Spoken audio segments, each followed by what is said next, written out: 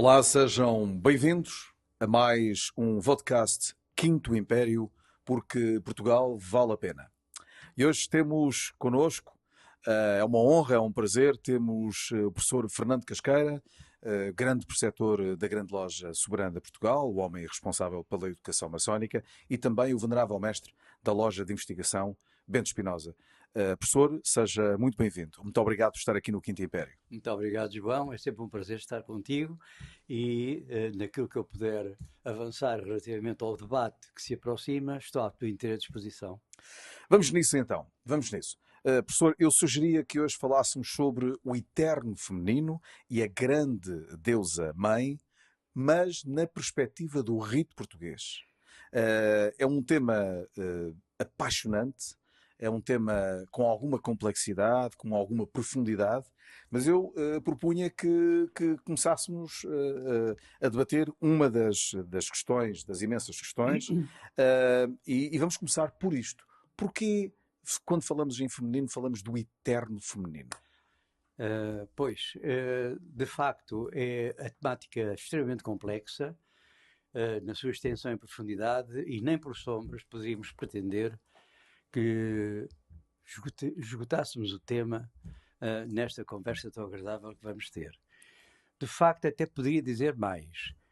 Se falamos de maçonaria, de valores maçónicos, de ética, se falamos de uma eventual ritualística lusíada, ou um maçonismo lusíada, eu diria que esta questão do eterno feminino e da grande deusa-mãe não só tem a ver com uma perspectiva universalista, que é típica da maçonaria, como também relativamente a uma paideia portuguesa, ou seja, a um conjunto de características que formam a nossa identidade enquanto povo, enquanto nação, enquanto cultura. De facto, esta questão do eterno feminino, conceito associado ao princípio feminino, embora dentro da sua controvérsia, porque ela existe, desde polos que vão para uma aceitação universalista e primeva, arcaica, de uma grande deusa-mãe ligada a um princípio ou à crença de um princípio energético no feminino, responsável pela harmonização da globalidade, não só social, mas psicológica ao nível do indivíduo e das culturas. A verdade é que há pessoas, naturalmente, que contestam, e com toda a razão, provavelmente, esta visão essencialista que eu tenho, que nós temos, Professor, mas do isso princípio feminino. é como na filosofia. A filosofia não tem a verdade, é a procura da verdade. E, portanto, e Exatamente. que verdade? Todos nós Exatamente. temos a nossa verdade, não é? Nós, enquanto rito português, de facto, optámos não por uma visão positivista nem historicista. Que é mas muito redutora, não é? Muito redutora. E, na medida em que não aceitamos de boa mente esta visão academizante da história, Que é importante, mas é uma parte de um todo. porque será também matar a história no seu todo, como acabaste de dizer muito bem, talvez acrescentar outras dimensões, outras narrativas que não entram nesta visão historicista e académica, talvez seja importante para percebermos, para tentarmos compreender a totalidade das coisas. Estou-me a referir essencialmente a uma visão mítica, e já estou como Fernando Pessoa, porque o mito é na realidade a verdade, ou seja, é o real. Se o mito existe, se o mito dinamiza uma sociedade, se o mito informa toda uma visão do mundo e das coisas, então o mito é tão real, não é fantasista nem patológico. Pode não ser verdade, mas é verdadeiro. Ora bom. Porque no fim de contas alguém se preocupou em cifrar algum tipo de situações que aparecem no mito. É isso. Professor, deixe-me só colocar-lhe aqui uma questão. Há pouco, quando o apresentei, eu apresentei numa dinâmica também maçónica. O professor é um professor catedrático. Fui. O professor será sempre, não é? E também para os nossos telespectadores e os nossos ouvintes, porque nós estamos em vodcast e em podcast também, foi um dos protagonistas de uma série muito conhecida em Portugal. Aliás, tem estado a dar recorrentemente na RTP Memória com vários programas, que se chama Conta-me História. em que há uma perspectiva, era o professor e o Era um- Boinas, não é? O era Boinas, um- exatamente. Em que vocês entram na história quase que viajando numa máquina do tempo e vão para o cerne da ação onde elas estão e que existe uma investigação também histórica muito grande, etc. Pegando aqui neste sistema que eu lhe estou a falar, recordo-me que em todos estes episódios havia uma presença feminina brutal, enormíssima, que a maior parte dos portugueses desconhece. Exato. Há uma ligação matriarcal à alma, à ânima portuguesa, mariana, que é fortíssima. Fales um pouco disso, professor. Não, pronto. Para já, obrigado por essa chamada atenção de velhos tempos. Foi uma abordagem leve, pedagógica, irónica, também no bom sentido do termo, relativamente a alguns aspectos da história. São bons velhos tempos. Hoje o que nos traz aqui são considerações outras, talvez mais relevantes em função dos problemas fundamentais com que a sociedade global atravessa hoje, e extremamente preocupante. Seja como for, de facto, nós temos, por toda a nossa história, por toda a nossa etnografia, a religião popular, toda a nossa complexidade mítica, toda a nossa, diria, geografia sagrada do que foi a antiga Ofiusa e do que foi também a antiga Hespéria, Jardim das Hespérides. Portanto, esta faixa ocidental da Lusitânia confundida para além das colunas de Hércules com as serpentes, não é? Símbolo feminino e de sabedoria. E, portanto, símbolo feminino e que mais e de tarde, sabedoria. através do processo de cristianização, foi demonizado, é preciso acrescentar. E, portanto, como assim? Portanto, através da ideia, que eu acho genial, entre aspas, do pecado. Mulher, portanto, que está na base do desvio do homem no interior do paraíso, quando ele, numa idade do ouro, tinha acesso à felicidade plena, vivendo num contexto de plena harmonia. E é a mulher, isto, enfim, que se posicionou como desviante, desafiando o homem a comer da árvore e do fruto da sabedoria. Isto é extremamente interessante, foi muito integrado na história bíblica. No entanto, isto tem a ver com toda uma mitificação, porque não nos podemos esquecer, já que falou nisto, temos que ver, porque antes dessa Eva desviante, houve uma Lili que reivindicou constantemente, a primeira mulher de Adão, que é apagada literalmente da história bíblica, não convinha, numa visão misógina, portanto, esse apagamento dá-se porque essa Lili recusa a subserviência relativamente ao homem. E, portanto, ela é apagada e aparece então uma segunda mulher, que é a Eva, que faz, portanto, uma ponte no sentido dos interesses espirituais, religiosos e políticos e de poder que a própria religião, desde os primórdios não, desde a perca do sentido evangélico do termo, vai avançar. Isto, já agora, historicamente, pode coincidir não com Constantino, mas com Teodósio, não é? Portanto, em que todos os próceres da Igreja vão consubstanciar em si também todo o poder de decisão, todo o poder político, são os grandes ajudantes do imperador romano. Daí o patriarcado e não o matriarcado.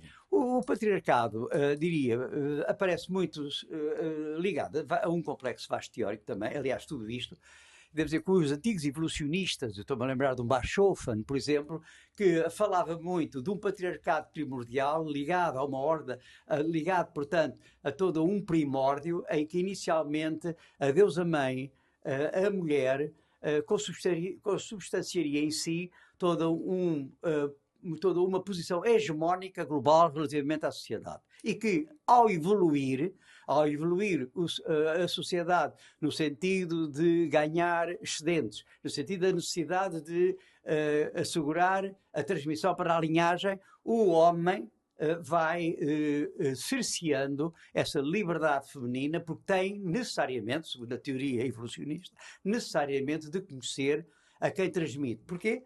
Porque o homem não sabe se os filhos são dele. A mulher é que sabe. E, portanto, é este problema, segundo... Uma questão das próprias heranças, não é? As próprias heranças. Portanto, estou a falar quando há excedentes. Ou seja, dizem a antropologia clássica, quando passamos da recoleção para a agricultura, portanto, do nomadismo para a sedentarização. Isto não é bem exatamente assim, hoje sabe-se que as coisas provavelmente até coincidiram, mas de qualquer maneira estou a falar da visão teórica mais tradicionalista e que hoje é posta, desde há bastante tempo, é posta em causa. Tirando esta questão antropológica e histórica, de facto, aqui toda a visão religiosa, e é preciso perceber uma coisa, nós, no rito português, distinguimos muito bem o que é religião, aquele aspecto formal, institucional, muito ligado à ideia de poder, e, portanto,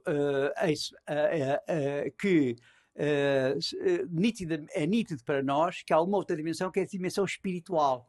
Nós podemos afirmar a que nos interessa. É aquela que nos interessa, evidentemente. Ora, bom, essa espiritualidade feminina, essa espiritualidade primordial, provavelmente teria envolvido a ideia de matriarcado ligado, de facto, à grande deusa mãe. E porquê é que se fala assim? Porque, naturalmente, ao nível da observação, o homem teve sempre imediatamente a impressão de que as coisas se renovavam, todo um processo de nascimento, vida, morte e regeneração. Isto ligado aos ciclos naturais, ligado aos ciclos astrais, ligado aos ciclos geográficos, ligado, portanto, aos ciclos biológicos. Ora, e tudo isso é substanciado na ideia de quê? De feminino. Portanto, porque o homem sentiu-se cerceado nesta visão coerente, lógica e desta linearidade que lhe escapa constantemente. Portanto, é a mulher, e a mulher, de facto, vai ter todo um papel de harmonização, de gestão, de coordenação, de todo um devir da sociedade. Eu aqui hesito um bocadinho, porque há outras teorias, por exemplo, a teoria do ânimos e da ânima de Jung e de outros, até inclusive as próprias teorias que recusam esta essencialidade primordial do feminino. Por exemplo, Simone de Beauvoir diz o quê? Esta ideia da essencialidade feminina é uma construção social que não tem outro efeito senão relegar a mulher constantemente para um plano subalterno, eternizando a sua subalternização. Portanto, há aqui várias concepções, mas nós, enquanto rito português, temos direito, dentro da nossa lógica da coerência, optarmos por... Antes de mergulharmos de forma profunda na importância do eterno feminino no rito português, eu gostava de viajarmos até à Grécia, porque é com a Grécia que o homem começa a ter uma importância superior à mulher no seu sentido. Antes, a maior parte das sociedades, ou seja, antes da indo-europeia, eram essencialmente matriarcais. Dalila Pereira da Costa fala de sociedades indo-europeias, para depois falar da emergência da sociedade dórica, para falarmos também da emergência da sociedade minoica, em Creta. Seja como for, enfim, não me custa nada admitir que é, de facto, a partir de Creta, a partir da civilização cretense, que o homem vai afirmar-se dentro da sua preponderância, valorizando as suas aptidões. E porquê, professor? Em função de uma atividade ligada aquilo que estávamos a falar há pouco. E também à guerra, como valência económica. A guerra não é apenas a destruição física do adversário. É muito mais importante a acumulação de bens, e sendo que as pessoas escravizadas também são bens. É preciso também entender isso. E, portanto, há aqui todo um poder económico subjacente e que se inscreve na história da civilização humana. Portanto, é verdade que também se pode admitir, e há quem admita, que este matriarcado não é incompatível com a função guerreira do ser humano, no sentido antropológico do termo. Mas a verdade é que Portugal tem, até hoje, sob o ponto de vista latente, uma afirmação, diria, assertiva, se me permite a expressão, de toda uma essência feminina que impera sobre toda a sociedade global portuguesa, desde a religião popular portuguesa, como Moisés Espírito Santo, por exemplo, até inclusivamente à nossa geografia sagrada. Veja, por exemplo, os rituais de uma terra que é justamente Ophiusa, ligada à ideia de serpente, ligada, portanto, ao Jardim das Hespérides, ligada, portanto, à ideia de paraíso, a uma idade mítica do ouro, que se consubstanciaria aqui na parte ocidental da Lusitânia, e, portanto, toda uma visão da senhora. Se formos para percorrer o país todo, não se fala-se da senhora do Ó, fala-se da senhora Mas é interessante, professor, eu não quero interrompê-lo. Nós partimos, aliás, como estávamos a falar em off, do geral para o particular. Sim. E agora o professor está a aproximar-se daquilo da cerne daquilo que nós vamos discutir aqui hoje. Sim. É impressionante a quantidade de mulheres ligadas não só à santidade, mas depois na prática efetiva da condução deste país. Mas eu recordo-me de uma das visitas de estudo conduzida pelo professor Fernando Casqueira, que fizemos ao Lumiar, da Luz ao Lumiar, da Santa Brígida. Por exemplo, há muita gente que continua a pensar que isto veio do norte, da Irlanda, para cá, quando hoje em dia nós sabemos que foi exatamente o contrário, não é? Essa referência ao nome de Santa Brígida, ou Santa Brigitte da Irlanda, padroeira da Irlanda, conjuntamente com o São Patrick, também nos remete para uma complexidade narrativa, uma coisa que só por si valeria não sei quantos vodcasts ou videocasts, ou como é que o Sr. João Pessana Dias refere. Seja como for, é interessante falar nisso. De facto, lembro-me que, nem de propósito, numa visita de estudo chamado justamente do lumiar à luz, do lumiar limiar, num trajeto que alguns autores chamam de trajeto de morte e regeneração até à luz, portanto, em Carnide, portanto, na luz, na zona da luz, do lumiar. Não se deve esquecer, São João Batista de Lumiar, santo da preferência devocional dos templários. Estamos a falar de São João de Lumiar como terra templária, na qual se processa todo um trajeto de morte, passando pela magnífica ermida de São Sebastião, infelizmente quase sempre fechada, e entrando na luz e depois, portanto, para o Carmelo, que lá se situa. Mas falou muito bem. O que é que existe nessa São João Batista do Lumiar? Toda uma ou outra narratividade extraordinária que tem a ver com um conjunto teórico que nós chamamos as teorias da continuidade paleolítica, chama-se Teoria da Continuidade Italiana, que vai mostrar de facto que a celticidade nasce junto ao Anas, com a Diana, e que, de facto, ao nível do, não diria paleolítico superior, mas do neolítico, derivado para a Escócia e para a Irlanda. A gênese, então, é aqui.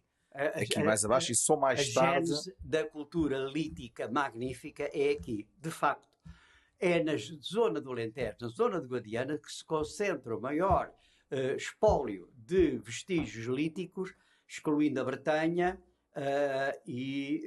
talvez a Inglaterra. De facto, é ali justamente nas margens do rio Anas. Anas, que é um dos nomes de Eirinn.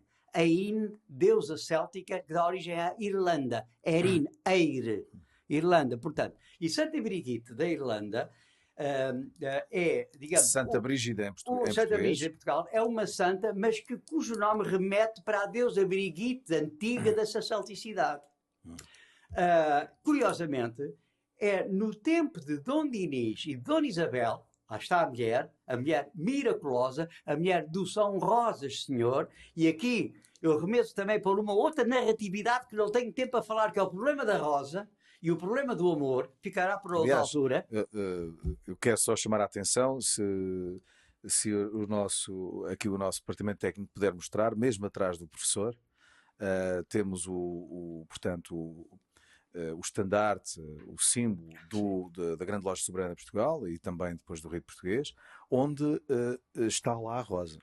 Está lá a rosa, aquela rosa que ali está. Exatamente. Tem uma a explicação hermenêutica é bastante Sim. profunda, porque Muito está interessante. relacionado com numerologia sagrada, com geometria sagrada e com a espiritualidade portuguesa. Além do número 17 e do número 8, está lá a rosa e é no meio da rosa que está a cruz. Aliás, a rosa, professor, só para falar, também numa visita de estudo maçónica, Sim. tive a oportunidade de conduzir no bosque sagrado do Bussaco, em que nós vimos várias camélias, aliás, aquilo é uma camélia, faz parte da família das rosas, onde a camélia se chamava, antes de se chamar camélia, porque tem o nome do padre jesuíta da Morávia, que foi nas nossas caravelas e que iam fazer um estudo muito da botânica e que a descobriu. É daí que vem camélia, porque ele chamava-se Camel, mas ela, antes desse nome, chamava-se Rosa do Oriente ou Rosa de Portugal. Isto é muito interessante. É interessante notar, não sei se recorda, numa festa que fizemos, eu ter tido a oportunidade de falar da Camélia Japónica como símbolo da liberdade, adotada pela princesa do Brasil, Isabel, que assina a bula de ouro, em que... Bom, uma camélia branca, certo? Só que a camélia é branca. E toda a gente que adotava uma atitude de libertação do índio punha na lapela uma camélia branca como sinal dessa liberdade. Portanto, para nós, rito português, camélia, rosa, o amor, o segredo, a iniciação, mas também a liberdade. Muito bem. Portanto, e isto é fundamental. Ora, esta narrativa é enorme. Isto dito assim é de facto despejar. E agora, se me permite, regressava a Santa Brigitte da Irlanda. Para dizer o quê? É que, curiosamente, para terminar, curiosamente, o que é que acontece? Nessa igreja de São João Batista de Lumiar, numa das fachadas está um templo, está uma inscrição tumular dos 3 cavaleiros da Irlanda que trouxeram consigo a relíquia, o crânio da Santa Brigitte, padroeira da Irlanda. Pergunta que se coloca imediatamente. O que é que 3 cavaleiros da Irlanda vêm a Portugal colocar esse crânio? É uma pergunta de $1 milhão, porque efetivamente não há escrito, não se sabe. Eu suponho que talvez seja uma relação anamnésica. Que eles consideram importante que ela esteja aqui e não lá. Sim, a grande pergunta é esta: como é que é possível no século XV,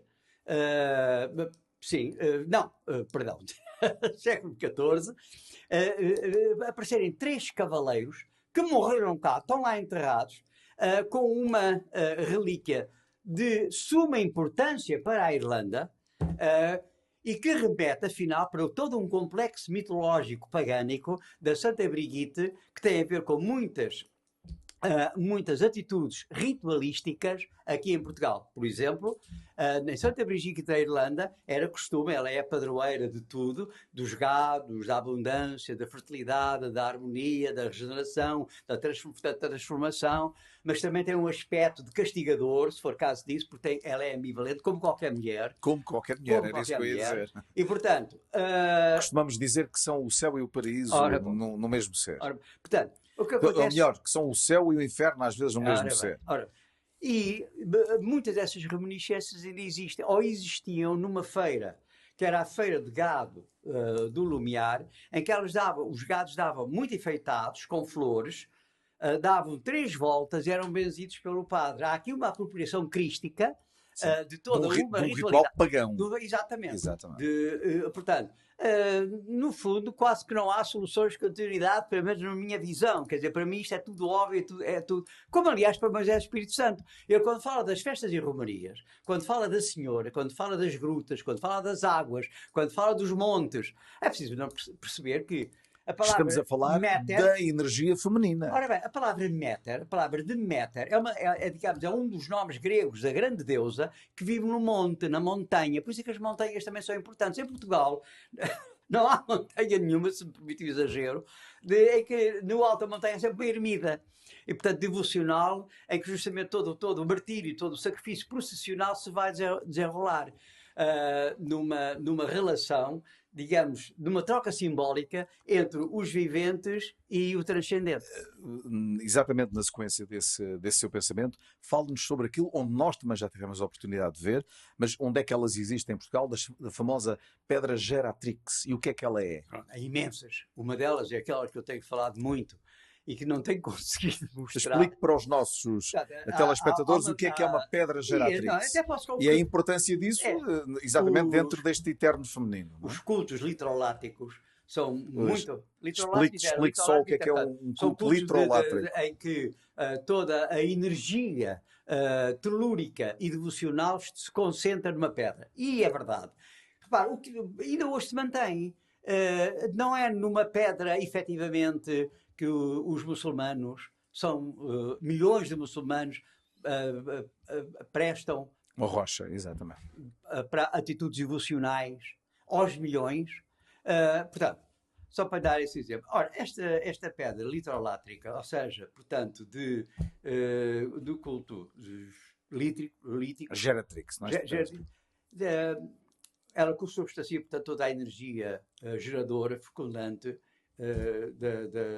e não é por acaso que nessa pedra Geratrix cita na Graça, cita na Ermida da Senhora do Monte, na Graça, há lá uma pedra em que estava cá fora, e não me lembro quando era miúda, em que essa pedra estava cá fora, e que as mulheres devocionalmente, sobretudo grávidas, ou com expectativas de terem um bom parto, se sentavam e, portanto, num culto verdadeiramente esotérico, e, portanto, que era dificilmente tolerado pela organização religiosa dessa altura. E de tal maneira que recolheram imediatamente a pedra, nos nossos dias, e ela está... Não tiveram coragem de a destruir, como aconteceu, por exemplo, ao Endovélico, etc.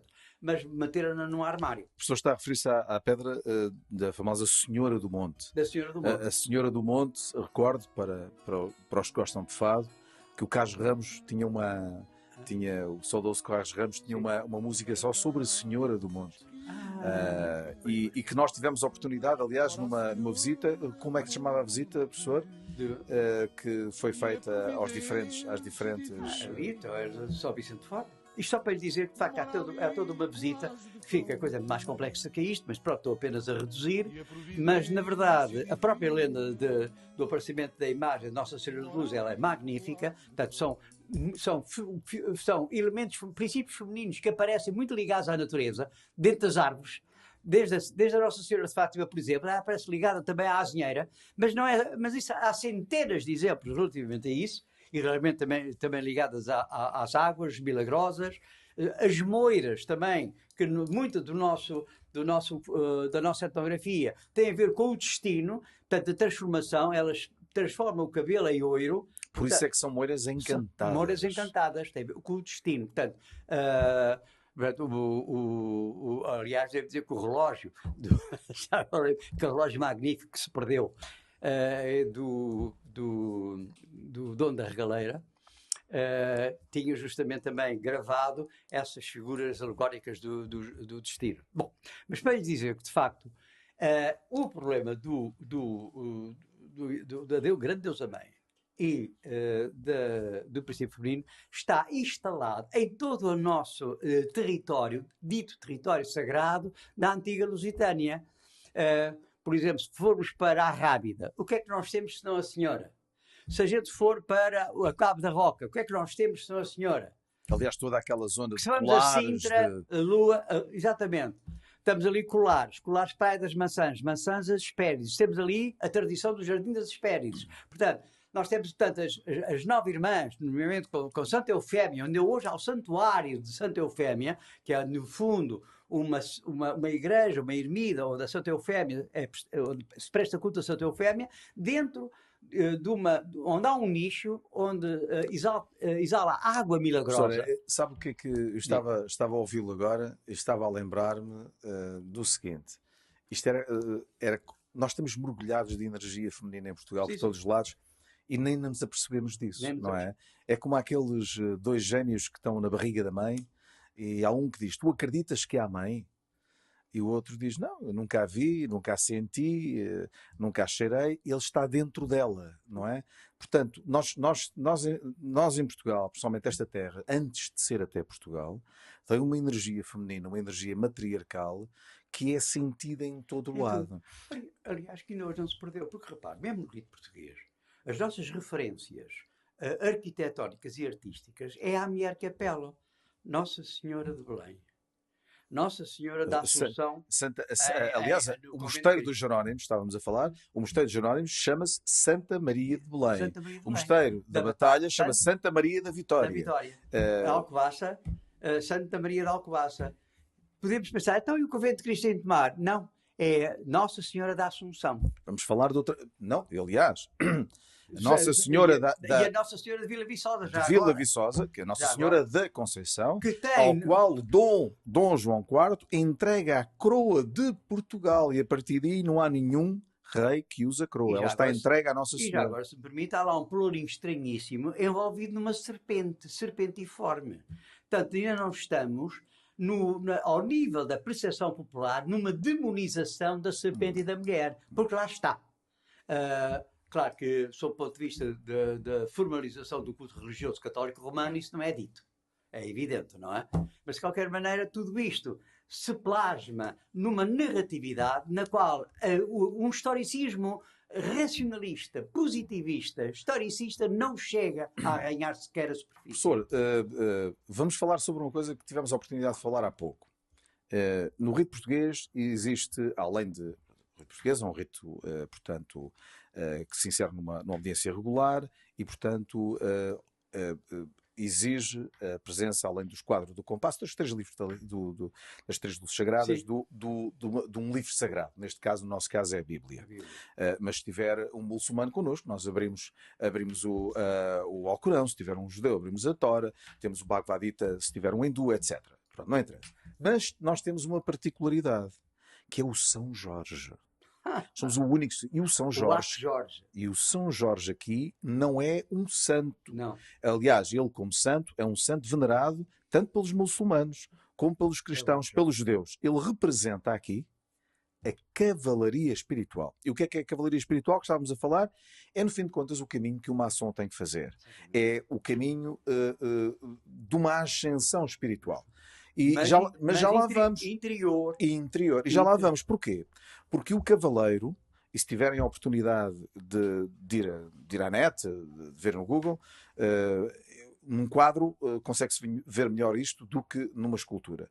O cavaleiro é o nosso corpo mental que controla o cavalo, que é o nosso corpo emocional, que por sua vez domina o dragão, que é o nosso corpo físico. Ou seja, a partir do momento em que esta batalha interior é ganha, em que a mente controla a emoção controla a parte física, nós ascendemos espiritualmente a um nível daquilo que nós vemos sempre que é uma dama, é uma senhora que está ajoelhada sempre ao fundo, que no fim de contas não é só a questão de ser a mulher, é o princípio feminino. Vela pela harmonização. Pronto, porque nós às vezes confundimos o princípio feminino com a mulher. Nem sempre são a mesma. O princípio feminino é algo que é algo mais espiritual, não é? O princípio feminino, o ânima, existe também no homem. O ânimos e a ânima existe até no homem e na mulher. E desde... Pelo menos, muito antes que isso, mas nós evocamos muito o Nicolau de Cusa e a coincidência opositória. Portanto, a complementaridade dos opostos. O Sol e a Lua. Tudo se resolve em síntese. Eu não quero ir pela dialética, mas, na verdade, a ideia de bem só faz sentido se houver o mal. A ideia de belo só faz sentido se houver o não belo. E por aí fora. Portanto, estas dicotomias se resolvem na sua complementaridade. Se me permite, a consciência só é ganha através da dualidade. Na maçonaria, o pavimento branco e preto explica isso.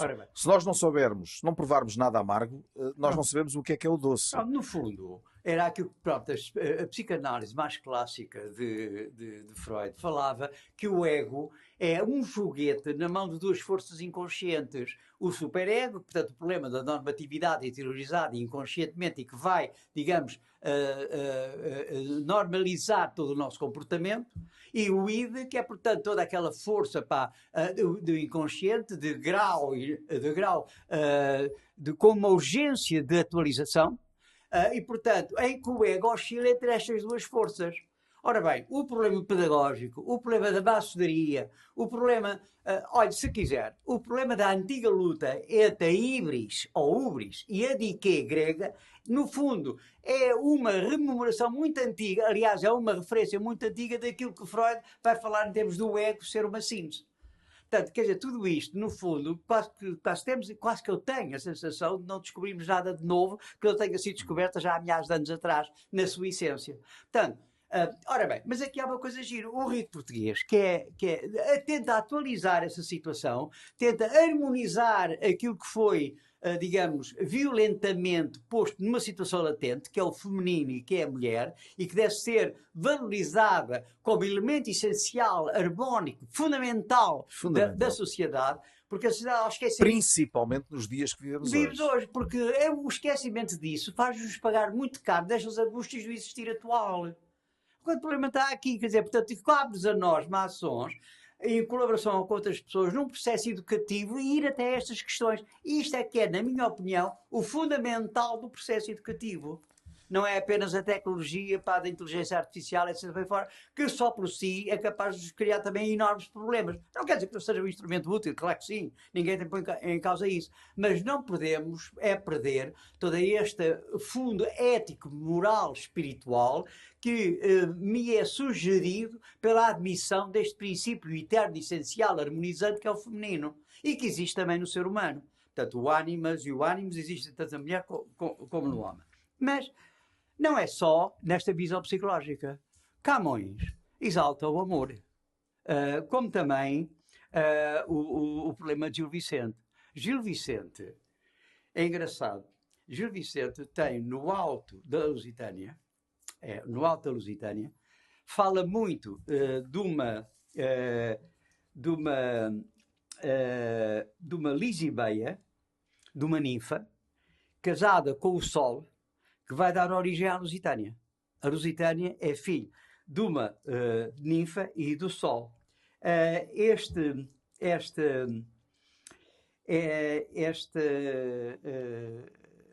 Esta Lusitânia vai casar, agora é interessante, com Portugal, que é um príncipe grego caçador. E é aqui que emerge um outro problema que não vamos abordar, que é o problema da caça.